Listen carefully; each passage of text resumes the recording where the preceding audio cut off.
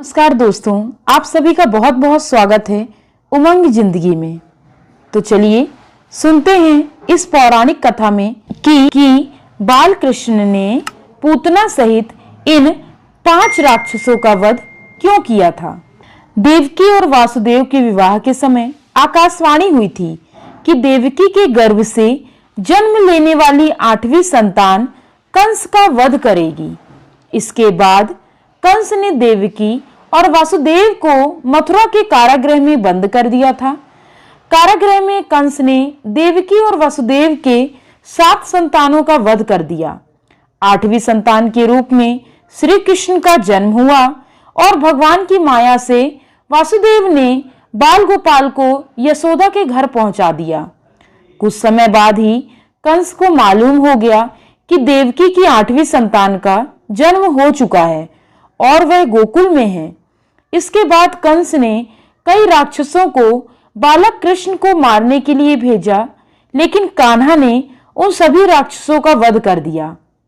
आइए जानते हैं बालपन में ही श्री कृष्ण ने इन राक्षसों का वध कैसे किया था। पूतना का वध। बाल कृष्ण ने सबसे पहले पूतना का वध किया। पूतना के विषय में काफी लोग जानते हैं।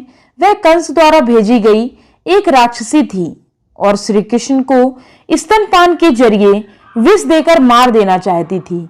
पूतना कृष्ण को विषपान कराने के लिए एक सुंदर स्त्री का रूप धारण कर वृंदावन में पहुंची थी।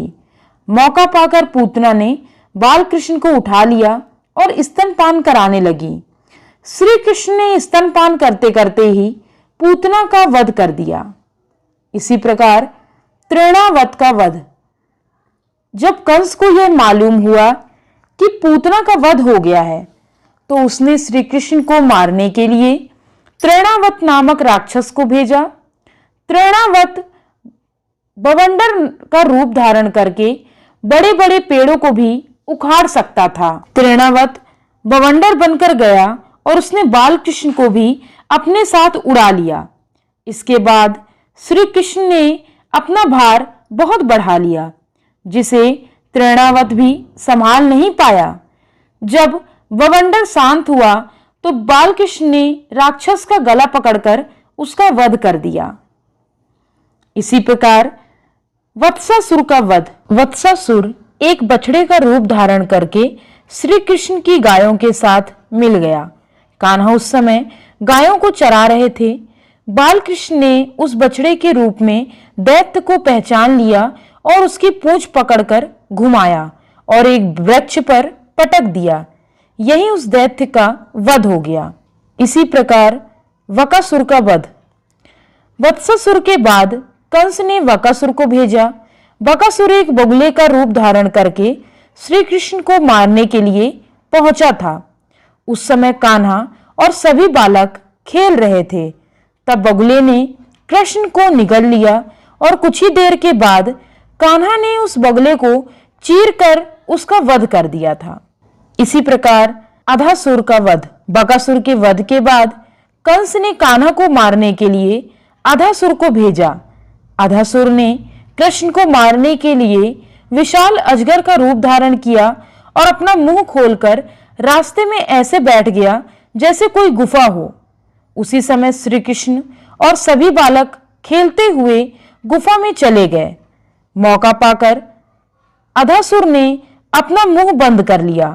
तभी कृष्ण ने अपना शरीर तेजी से बढ़ाना शुरू कर दिया। कान्हा के विशाल शरीर के कारण अधासुर सांस भी नहीं ले पा रहा था। इसी प्रकार अधासुर का भी वध हो गया। इसी प्रकार एक बार माता यशोदा श्री कृष्ण की शरारतों से परेशान हो गई और उन्होंने कान्हा को उखल से बांध दिया। कृष्ण के आंगन में 2 बड़े बड़े वृक्ष भी लगे हुए थे। कृष्ण ने उन दोनों वृक्षों को जड़ सहित उखाड़ दिया। वृक्षों के उखड़ते ही उनमें से 2 यक्ष प्रकट हुए, जिन्हें यमलार्जुन के नाम से भी जाना जाता है। ये दोनों यक्ष पूर्व जन्म कुबेर के पुत्र नल कुबेर और मणिग्रीव थे। इन दोनों ने एक बार देवर्षि नारद का अपमान कर दिया था। इस कारण देवर्षि ने इन्हें वृक्ष बनने का शाप दे दिया था। श्री कृष्ण ने वृक्षों को उखाड़कर इन दोनों यक्षों का उद्धार कर दिया। उम्मीद करती हूँ दोस्तों यह पौराणिक कथा आपको बेहद पसंद आई होगी। मेरे द्वारा बांची गई कथा कहानी आपको पसंद आ रही है तो एक लाइक जरूर करिए और मेरे चैनल को सब्सक्राइब कर लीजिए।